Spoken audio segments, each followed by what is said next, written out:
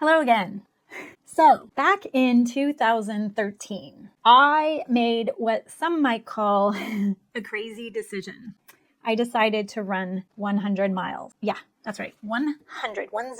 Not over a few days, not over a few weeks, not even over an entire year, but all in one day. I signed up for my first 100 miler race during what I now call my midlife enlightenment, right? Not a crisis. It was an enlightenment.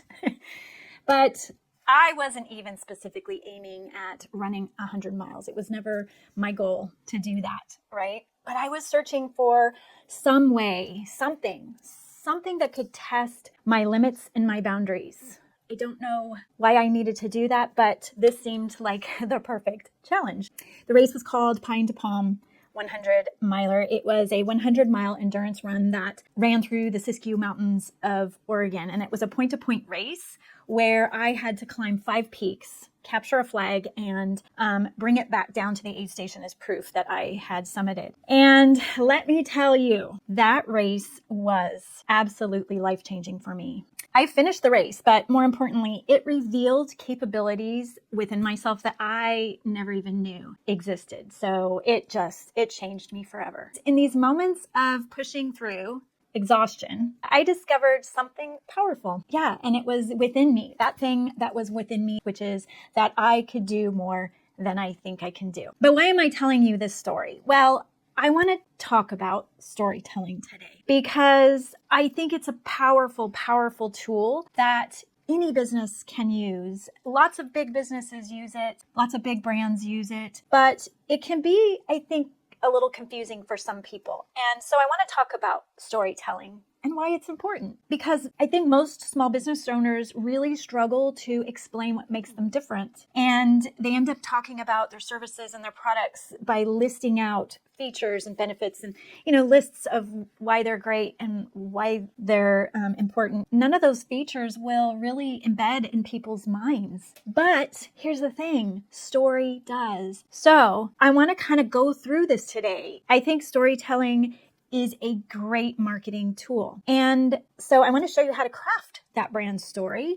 I want to show you kind of step by step, but I also want to encourage you to start using it in all of your branding touch points. Brand story is a deeper narrative that's beyond your business. It could be about why you started. It could be about what you believe in. It could be about how you help your customers and your process. And a strong brand story doesn't just describe what you do. It makes people care. Like it gives them something to connect with. The difference between brands that people forget and the brands that people connect with is story. Right? You can actually connect and understand something deeper about who I am and what I value when I share that story. And so this isn't about selling. Stories often aren't about just selling your products. We have other tactics to do that. Story is about connecting with your customer. And the thing is that in the end, we're people behind businesses just connecting with people. That's the genuine foundation of a great brand story. When your story is real, whether it's about why you started your business or the struggles that you faced or the values that you hold, people feel it. And when they feel it, they trust it. They connect with it. So North Face is a good example to use. Even though they're a bigger brand, they have this Never Stop Exploring campaign. And in this campaign, it's about the spirit of the adventure. It's never about their jackets and their gear. And so what they do is instead of listing product features and things like that, they tell real stories of climbers and skiers and hikers pushing their limits, right? It's why I connected with North Face, because I connected with the story behind it. So that kind of storytelling makes you feel something. It makes you relate to a brand and their products or their services. So, and it taps into, especially North Face, it really tapped into a shared passion that I had for adventure, right? And as a result, I didn't just buy a jacket, right? I really buy into the brand because of what it represents. But to be honest, I actually don't own a lot of North Face. I actually probably own more Patagonia, but that's another story. Because Patagonia supports the secondhand products. And I'm all about buying secondhand and helping the environment. So, there's other bigger brands that also have story and use story to talk about their mission or what's behind the business. But here's the thing is that I don't want to be sold to. I would rather believe in something because that's just who I am. And sometimes that belief starts with a brand story. Let's make this real for your business. So in your business, take a moment to think about a challenge or an obstacle that you faced in your business that shaped how you serve your customers today. What is that? Is there something specific about your business that really, really defines what you do, that helps you stand out? And have you had a customer experience that perfectly illustrates the impact that you make? Like, think about those things. Those things are incredible resources for putting together a brand story. You don't need a big budget like North Face or even Patagonia. You just need to recognize the stories that you have that are already happening in your business and then start sharing them. Right? So let's look at the story structures. There's a really, really great brand story structure out there by StoryBrand, and it's a 7-part framework that is super powerful. So I want to talk about this. In this particular structure and framework, when you're thinking about sharing your brand story, think in these terms. 1, you're going to think about the hero. And the hero is your customer, right? The story isn't about you. It's not about your business. It's about them. They're the hero. Then there's always a problem, right? And we can think of this in terms of movies and books and things that we've seen. They all follow this sort of framework. There's a hero, then there's a problem. And the problem is, what is the challenge or the pain point that the hero is facing? And then there's usually a guide that steps in. Think about Star Wars. Think about Yoda that comes in and assists Luke Skywalker. The guide is you. It's the brand. It's the business. And the business steps in, not as the hero, remember, because it's not about you. It's about guiding the hero to a solution. And then there's oftentimes there's a plan or a path, right? So this is a simple plan or path to get the hero to overcome his obstacle or challenge. And then there's a call to action. This is a word we use a lot in marketing, right? Call to action. But oftentimes this happens in stories, in books, and in movies as well. So there's a specific action that the hero has to take in order to overcome their obstacle. And in the StoryBrand framework, they often talk about avoiding failure. So what's at stake if you don't take action? And we see this in movies all the time. What will happen if the hero can't overcome this obstacle? And the success outcome, the end of the story. This is where the hero is transformed. Their life is changed. So that's sort of the framework that StoryBrand goes through. And I encourage you to look up StoryBrand and read the book and really dive into it, because it's a really, really very succinct way of understanding and learning to communicate through story. It's important to take a look at the messaging in your business and how are you using it to relate to your customers, to maybe share certain values that you might align with. Look at your current messaging. Are you making your business the hero, or are you positioning your customer as the hero? Because that's important. And how can you shift your brand story so that you are the one guiding your customer towards success? But having a brand story sometimes is one thing, but it's knowing how to use it that's the most important. It should be woven into as many touch points as you can where the customers will be interacting with your business. So let's break it down in a few ways. So first, your website. Look at that.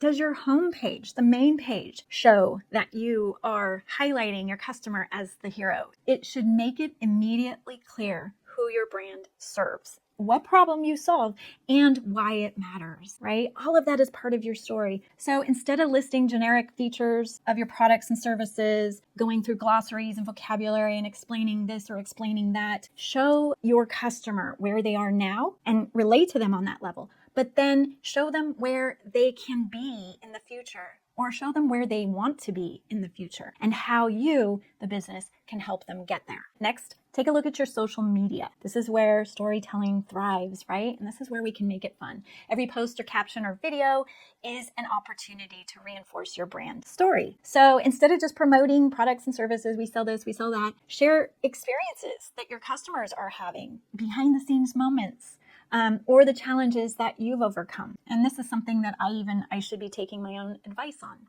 because I don't do this enough. But these are the kinds of posts that help people feel connected with your business and your brand. Share your struggles. These are the posts that actually get a lot of engagement. And they get engagement because they're real and they're relatable. Another powerful way that you can use brand story is through video. And that's exactly what I'm doing right now. And oftentimes we use video to put it on social media. So if you're not doing that, I encourage you to do that. Video is really important because it's a human to human interaction. And even though it's through video, as humans, we relate to other humans face to face. There's more connection when there's a face to face. And when there's face to face and storytelling, we've just hit the jackpot. So show up as the guide in your customer's journey when you're doing video, right? Demonstrate how your business fits or slots into their life and how it can make things better. So one simple exercise that you can do is take a look at your current marketing channels, look at them all, look at everything, and see if your brand story is consistent. Okay, make sure it's visible and it's consistent. And then make sure that you're staying true to your brand's identity as well. Your story should reflect your values and your vision and your mission for your brand and for your business. And that should be reflected in the way that you interact with your customers as well. So maybe go back to looking at your values, seeing if that's aligning with your story that you're telling across all your media. If you present an image that doesn't match with this, trust will erode. People are going to feel that disconnect, even though they may not be able to put their finger on it, right? Be real, relatable, and trustworthy. So one of the biggest mistakes that businesses can make is making themselves the hero of their story. If there's anything you take away from this, that is probably the most important thing. Another mistake is telling that generic or vague story. So don't do that. Don't tell the story that sounds like it could be related to any other business. You're different. Find those unique qualities and share them in story. And you can do this by getting specific. So what's unique about your journey? What values do you truly live by? They're hopefully aligned with your audiences, but they might be very different from your competitors. The more specific and personal your story is, the more memorable it becomes. If we break this down step by step, first get to know who your audience is, because that's important, right? You need to know who the hero is. So who are they? And now you need to know, what are their biggest struggles? What are their biggest desires and motivations? Because these are all the things that are going to help build the story. Who are the people I am serving? Once you have clarity on these things, it's so much easier to use that brand story framework to create the story. You can just kind of start to fill in the blanks, right? And here's the thing. Don't overcomplicate things. Don't overcomplicate things, but stay consistent here. One of the things that you can do is craft a customer transformation checklist. List out your customers' before and after states. So before they interact with your brand, list out their emotions and their feelings and where they are in their life, because you're trying to meet them where they're at now and guide them to a new them in the future. And then make a list of all the feelings and emotions that they will feel after interacting with your brand. Once you begin to see that transformation, it also makes it easier to craft a brand story, because your brand story should guide them on the path and show them what is possible. And when you get this right, your brand story becomes more than just words, right? It becomes the foundation of how people experience your business and your brand. So hopefully all of that made sense. And if you have any questions, feel free to reach out. I'm more than happy to answer any questions. And I'll see you in the next one.